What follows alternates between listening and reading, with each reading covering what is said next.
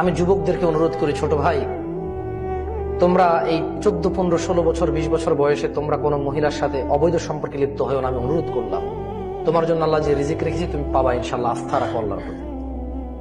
আমি যুবতী আমার বোনদেরকে বলতে চাই, বোন, তুমি এই ছেলেদের সাথে তোমার চরিত্র নষ্ট করেও না। তুমি সন্তুষ্ট থাকো। আলহামদুলিল্লাহ, এই দেশের মাটিতে এখনো মানুষ এটা মনে করে না যে মেয়ের বয়স 30 বছর হলে বিয়ে দেবো, ম্যাচুর হইতে হবে। আলহামদুলিল্লাহ, তোমার একটু যখন তোমার যৌবন দেখা দেয়, তোমার বাবা মা তোমার জন্য ভালো সিদ্ধান্ত নিয়ে নেয় যে ওকে একটা ভালো দেখে ছেলে দেখে, স্মার্ট, গুড লুকিং, সম্ভ্রান্ত পরিবার, অর্থ সম্পদ আছে, দরিদ্র না, ফকির মিসকিন না, অ্যাটলিস্ট তোমার খাওয়া দাওয়া পোশাক আশাকের ব্যবস্থা করতে পারবে।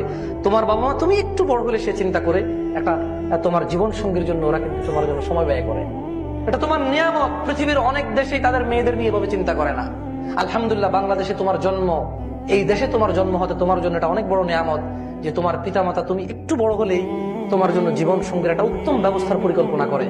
তারপর নিজ নিজ ক্ষমতা, নিজ নিজ চয়েস অনুযায়ী তারা চেষ্টা করে তোমার জন্য ভালো একটা ব্যবস্থা করতে। তুমি তোমার পিতামাতার প্রতি কৃতজ্ঞ থাকো। বোন, তুমি অবৈধ সম্পর্কে আসিও না। আকুলু কওলি হাযা ওয়াস্তাগফিরুল্লাহ লি ওয়া লিসাইরিল মুসলিমিনা ওয়াল মুমিনিন ফাস্তাগফিরুহু ইন্নাহু হুয়াল গফুরুর রহিম। সবাই ইস্তিগফার করেন।